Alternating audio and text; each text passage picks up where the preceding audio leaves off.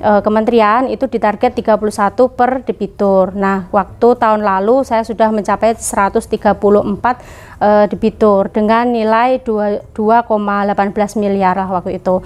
Di tahun 2022 ini, real saya di tahun 2021 ini 50% lah Pak, itu sudah bankable sih. Kemarin saya monef ya Pak, melakukan monef itu.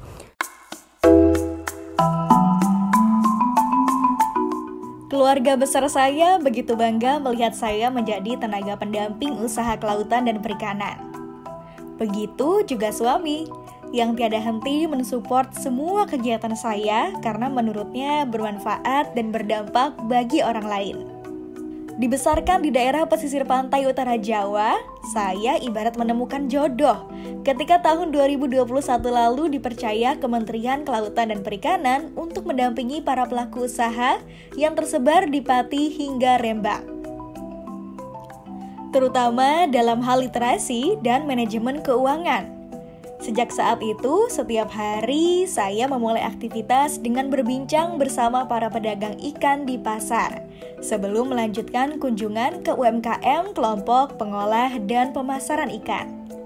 Jarak 10-20 km pun tak jadi soal, karena rasa lelah seakan hilang setelah melihat guratan semangat para pelaku usaha kelautan dan perikanan.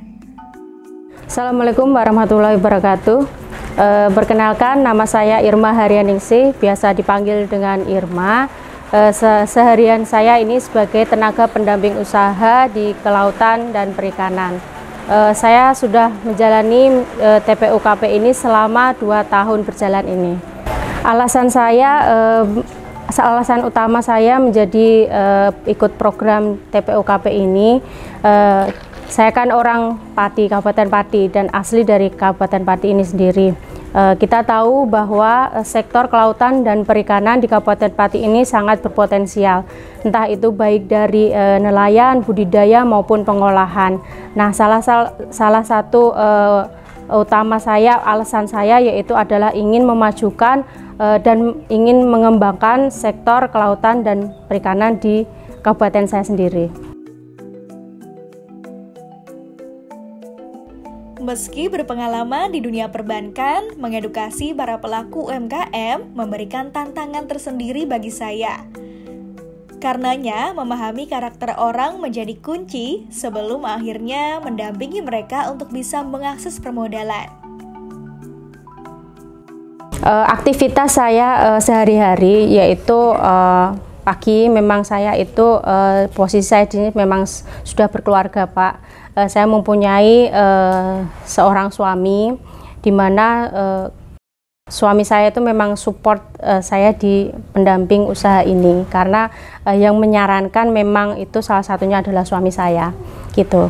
Aktivitas saya sama seperti ibu rumah tangga pada umumnya, yaitu ketika pagi itu menyiapkan apa yang seharusnya saya siapkan, yaitu sebagai ibu rumah tangga. Terus kemudian setelah itu saya bersiap untuk ke pasar tradisional, karena memang dari kementerian dituntut untuk mendata bahan baku ikan ya Pak ya di pasar-pasar tradisional. Itu salah satu rutinitas saya ketika saya pertama kali berangkat ke kantor. Kemudian setelah itu habis dari pasar untuk mendata ikan, kemudian saya berlanjut untuk ke lapangan. Nah, untuk ke lapangan ini sebelumnya sudah saya agendakan sebelumnya, terutama dari pelaku usaha, terus kemudian ke penyuluh, karena saya tidak mau ke lapangan tanpa koordinasi Pak, karena sama-sama bekerja seperti itu kan, tetap saya koordinasikan seperti itu, karena ini salah satu yaitu tadi bisa saya berada di titik sekarang gitu. Kemudian dari pelaku usaha itu saya memberikan pengarahan sesuai dengan job desk tenaga pendamping usaha.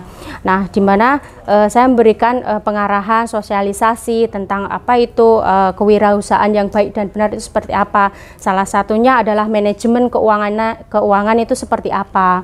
Terus kemudian memberikan sosialisasi tentang akses pembiayaan, apa yang harus persyaratannya seperti apa, itu harus saya katakan, harus saya jelaskan di situ, karena kan image itu adalah untuk akses pembiayaan itu dirasa sangat rumit ya Pak ya. Nah ini dengan adanya saya datang ke situ tidak malah membebani, tapi mempermudah pelaku usaha untuk bisa mengakses ke perbankan, seperti itu. Yang dibutuhkan dalam menjadi seorang tenaga pendamping usaha kelautan yaitu adalah mempunyai jiwa kemasyarakatan. Dalam arti gini, jiwa kemasyarakatan ini adalah bisa membaur kepada pelaku usaha, terutamanya bagaimana kita memberikan sosialisasi, entah itu baik dari pelatihan atau manajemen keuangan, apapun itu yang sudah kita dapatkan ketika kita menjadi tenaga pendamping usaha dari kelautan perikanan. Tips dan trik ya ketika kita berada di lapangan, terutama kita berada di masyarakat, di lapangan antara kabupaten satu dengan kabupaten lain, terutama saya kan dari Kabupaten Pati sama Rembang, itu kan karakter seseorang itu kan berbeda Pak. Saya ambil contoh itu di karakter di pesisir, yaitu di Rembang lah ataupun Pati itu. Karakter pesisir itu adalah orangnya itu keras, jadi tidak bisa dihantam sama rata Pak. Jadi kita salah satunya adalah pendekatan personal Pak. Jadi kita perlu pendekatan personal terlebih dahulu, kita mengenal terlebih dahulu bagaimana ini pelaku usahanya seperti apa, untuk nantinya kita berikan fasilitas yaitu manajemen keuangan atau apa, sampai nanti untuk menunggah ke akses permodalannya itu seperti apa, usahanya seperti apa. Itu nanti akan perlahan, itu nanti akan kita dampingi sampai pelaku usaha itu mempunyai status yang layak.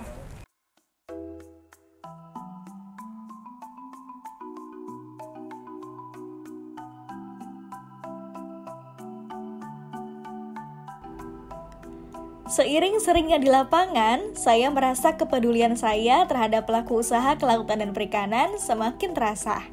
Apalagi setelah melihat langsung ketidakmampuan para pelaku usaha dalam hal manajemen usaha, terutama terkait tata tertib pencatatan atau pembukuan. Tak jarang saya meluangkan waktu untuk menjawab segala pertanyaan para pelaku UMKM, pembudidaya ikan nila, baik via chat, telepon, atau bahkan mendatangi mereka.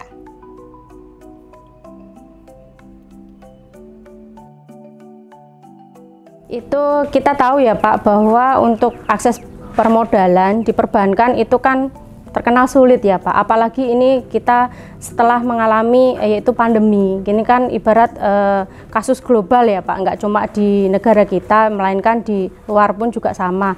Nah ketika saya datang bergabung menjadi TPUKP, itu kan tahun dimana pandemi itu berada. Nah itu memang saya sangat kesulitan, itu benar-benar kendala saya waktu itu.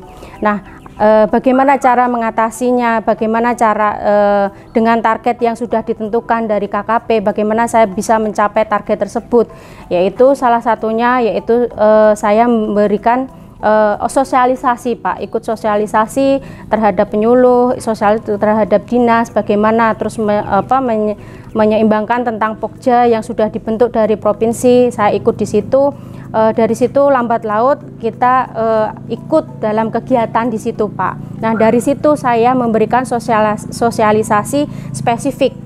Jadi saya memberikan sosialisasi spesifik kepada pelaku usaha, entah itu dari pembudidaya, pengolah, dan lain-lain. Saya mengetahui ini bidikannya apa. Kalau semisal pelaku usaha ini ada bidang pengolahan, nah ini komoditasnya itu apa. Nah di situ saya belajar terlebih dahulu Pak sebelumnya.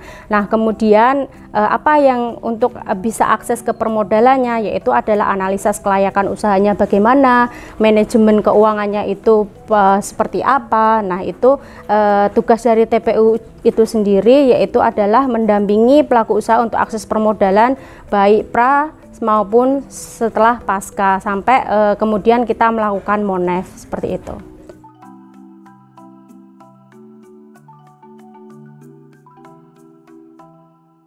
Untuk peranannya, Mbak Irma bisa membantu anggota kelompok dalam pembiayaan, misalnya KUR, di mana kita akan tetap bisa membantu selama data debitur aman, dibuktikan dengan slip OJK. selama dia tidak ada permodalan di bank lain atau di PNM atau di bank manapun, kita bisa memberikan KUR. Harus menata kelolaan keuangan dengan baik, di mana antara kebutuhan rumah tangga dan kebutuhan untuk produksi usahanya itu harus dibedakan. Karena apa? Untuk saat ini kebanyakan nasabah itu syarat kreditnya itu konsumtif. Jadi dia mengajukan pinjaman itu bukan untuk kebutuhan usahanya, tetapi untuk kebutuhan baik berupa pembelian motor atau konsumtif lainnya.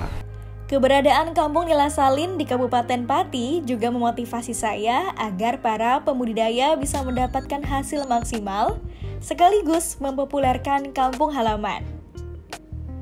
Dukungan permodalan pun menjadi hal wajib agar mereka bisa terus mengembangkan usahanya. Karenanya, edukasi dan literasi finansial sangatlah penting agar mereka tak terjebak pada hutang konsumtif. 2 tahun sudah saya bergelut dengan para pelaku usaha sektor kelautan dan perikanan. Melihat mereka mulai menyadari pentingnya manajemen keuangan, tertib administrasi agar skala usahanya semakin berkembang, tentu menjadi sebuah kebanggaan tersendiri. Apalagi jika di antara mereka ada yang aktif sekaligus membuka diri untuk mengakses pembiayaan dari perbankan. Sebenarnya kami ada bantuan kelembagaan dari BRI ini memang saya ambil ya sesuai dengan kebutuhannya. Bahkan kalau saya hitung kalau kebutuhan biaya produksi ini untuk tambahan dari BRI saya perkirakan hanya 20% kurang dari untuk pembiayaan secara keseluruhan, sehingga artinya pembiayaan BRI bukan merupakan satu-satunya, terutama yang berhubungan dengan masalah pengadaan pakan, kami berhubungan dengan BRI.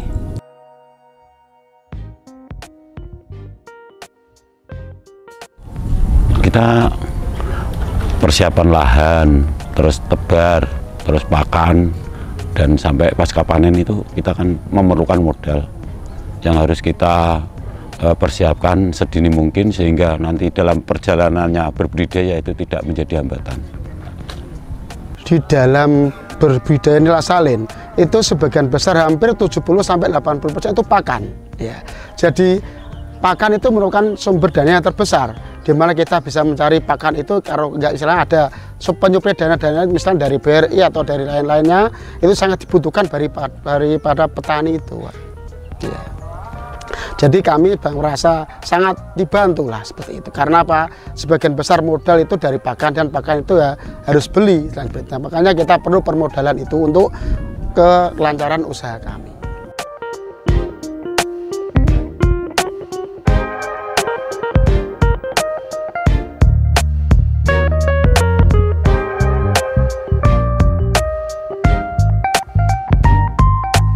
Nah ini tantangan ya Pak, kalau dari pihak Pak pembudidaya seperti itu, kalau dari ibu-ibu apalagi itu kan banyak ya. Nah itu malah justru seru, ibarat saya posisinya di situ adalah sebagai orang tua saya sendiri gitu. Bagaimana kita bisa mengambil hati, yaitu dengan salah satunya dengan pendekatan personal itu tadi Pak. Kalau memilah pelaku usaha yang berpotensi atau tidak itu dari pendamping usaha, terutama saya itu langkah yang saya lakukan yaitu dengan menganalisa debitur Pak. Jadi ada tahapan di mana saya itu bisa memilah-milah debitur. Salah satunya yaitu adalah karakteristik seseorang. Karakteristik seseorang itu tidak bisa dimanipulatif karena ini yang menentukan dasar bagaimana kita nantinya pelaku usaha ini untuk akses permodalan. Kalau ibarat karakteristiknya pelaku usaha ini sudah jelek atau bad gitu, itu nanti kedepannya itu nanti akan berpengaruh pada saat akses permodalan. Pelaku usaha mempunyai karakter yang jelek, dalam arti karakter untuk sifat untuk pembayarannya ataupun orang ini dapat dipercaya atau tidaknya, seperti itu. Itu kan salah satu karakter yang dibawa mempunyai setiap pelaku usaha Pak gitu. Nah itu untuk tip menghadapi orang yang punya hutang tetapi lebih galak kepada kita gitu kan Pak. Ya, itu banyak sih Pak. Kalau saya pribadi itu di Pantura itu banyak sekali gitu loh. Apalagi orang yang berhutang ketika ditagih itu mah lebih galak. Yaitu salah satunya pendekatan, kembali lagi sih Pak. Pendekatan ke personal pelaku usaha itu yang sekiranya itu bermasalah. Jadi saya datang dengan maksud sekian kita jelaskan ini nanti kalau semisal diteruskan akan seperti ini, dampaknya seperti ini, lebih mengedukasi sih Pak, lebih tepatnya seperti itu. Kalau sejauh ini untuk manajemen keuangan itu masih banyak Pak, terutama pelaku usaha yang saya dampingi ketika saya datang pertama kali itu masih bercampur, entah itu rekening wirausaha sama rekening keluarga itu masih bercampur. Tapi saya selalu menekankan kepada pelaku usaha saya untuk memisahkan, karena apa? Karena ini hal yang sangat penting bagi percepatan atau cash flow usaha pelaku usaha tersebut. Kalau berbicara tentang keharmonisan itu adalah salah satunya itu koordinasi ya Pak. Koordinasi antara UMKM dengan perbankan ini secara berkelanjutan. Jadi jangan memutus secara sepihak. Dalam arti gini, ketika kita sudah bersilaturahmi, ketika sudah menjalin hubungan dengan perbankan antara UMKM dan perbankan, itu kan salah satu nanti berpotensi ke akses permodalan ya Pak. Kalau hubungan ini terjalin dengan yang begitu jelek, nanti kedepannya itu akan berpengaruh ke akses permodalan kedepannya gitu. Apalagi kalau akses permodalan itu BI checkingnya jelek Pak. Nah itu nanti saya memberikan pengarahan kepada pelaku usaha saya, yaitu agar jangan sampai jelek, karena nanti akan berpengaruh ke depannya, terutama akses permodalannya gitu. Karena kan nanti di BI checklist kan Pak. Kalau sejauh ini alhamdulillah tidak ada kendala ya Pak, bukan saya merasa sombong, karena di Provinsi Jawa Tengah saya sangat mengapresiasikan di DKP provinsi, baik daerah, provinsi maupun pusat itu sangat mendukung. Dan TPUKP ini juga ada tim Pokja Pak, jadi untuk koordinasi dengan pihak perbankan atau pihak-pihak yang terkait dalam TPUKP ini tidak ada masalah, sehingga dengan adanya yang tim Pokja yang sudah dibentuk dengan support dari daerah maupun provinsi, pusat itu mendongkrak target saya dari kementerian seperti itu.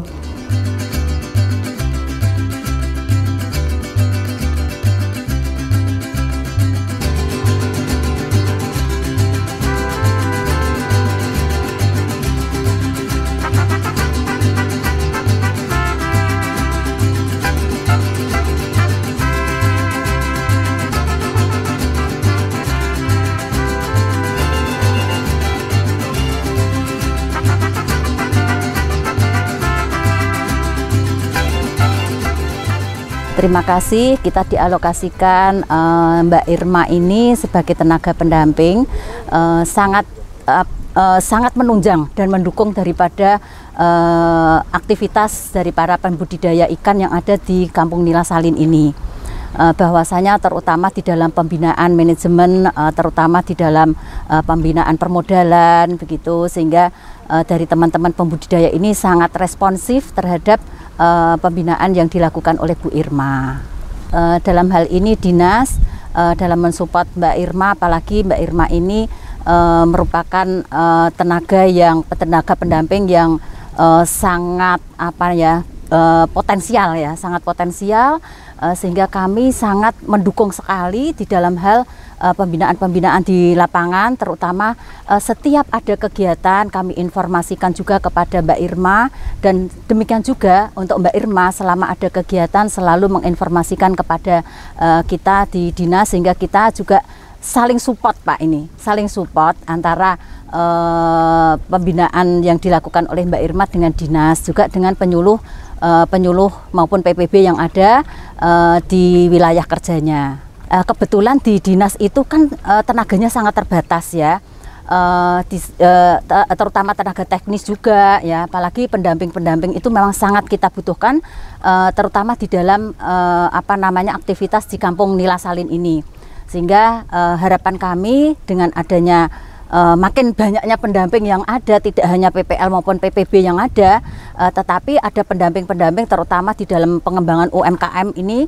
Kita sangat mendukung program pemerintah di dalam pengembangan UMKM yang sangat dibutuhkan, sehingga nanti di dalam UMKM yang ada di sini nanti bisa maju, kemudian terbina bersama-sama begitu, sehingga nanti bisa lebih berkembang. Kami untuk pembiayaan terus terang ya, kalau misalkan untuk ini kami hanya bisa sifatnya berkoordinasi dengan perbankan yang ada, baik melalui Bank Jateng biasanya itu, kemudian dari BRI juga, kemudian dari Bank Mandiri kemarin juga hadir di acara di Tunggul Sari itu. Kalau di dinas itu kan tidak bisa memberikan apa ya, dukungan permodalan ya, hanya kita mensupport saja melalui pembinaan, kemudian memberikan dukungan arahan dan lain-lain, itu saja Pak, sehingga kami silakan untuk bisa berkoordinasi lebih dekat lagi dengan para CSR yang ada seperti BRI, Bank Mandiri, Bank Jateng begitu Pak. Rupanya dari pelaku usaha itu gini, perbankan itu belum sepenuhnya mempercayai ya, belum sepenuhnya mempercayai dari para pelaku usaha ini untuk bisa eksis ke depannya. Nah, ini merupakan tantangan dan juga merupakan PR kita ya, untuk bisa meyakinkan dari para perbankan untuk bisa memfasilitasi daripada pengembangan daripada pelaku usaha pembudidaya ini, terutama dari pembudidaya juga kita support ya. Bagaimana komitmennya sehingga nanti produktivitas ini bisa meningkat dan juga nanti bisa kolaborasi antara perbankan dengan pembudidaya ini bisa berjalan berkelanjutan. Dari perbankan itu kan selalu mewajibkan adanya agunan ini ya. Kalau mungkin pengambilan daripada plafon pinjamannya itu agak besar, pasti ada agunan yang harus diberikan. Nah, ini kadang juga mungkin kesulitannya di sana. Namun saya rasa dengan jalinan mungkin kerjasama yang baik, apalagi nanti dijembatani oleh para pendamping ini, saya pikir nanti akan lebih bisa memberikan kepercayaan ya, meningkatkan kepercayaan perbankan ya, memberikan kemudahan akses fasilitas untuk bisa mengakses daripada perbankan ini Pak.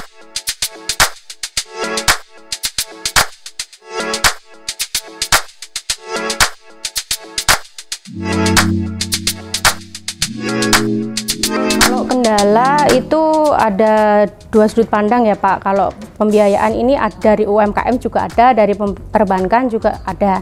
Kalau dari perbankan sendiri itu banyak kendalanya, yaitu salah satunya yaitu adalah BI checking itu terkendala. Terus kemudian jaminan itu juga salah satunya ada juga kendalanya. Terus kalau dari pihak perbankan itu juga semua mengacu dari proses BI checkingnya itu Pak gitu.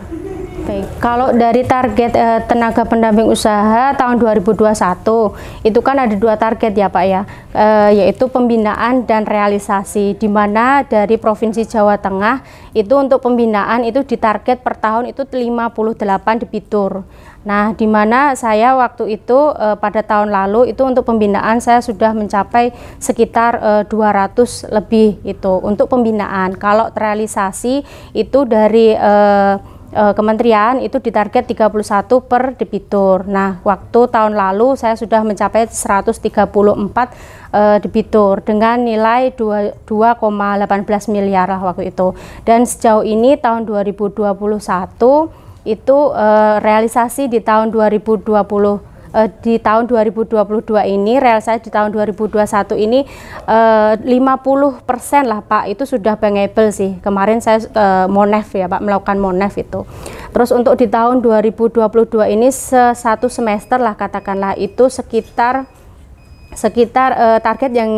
target yang dikasih dari kementerian itu sekitar 30-an ya Pak ya.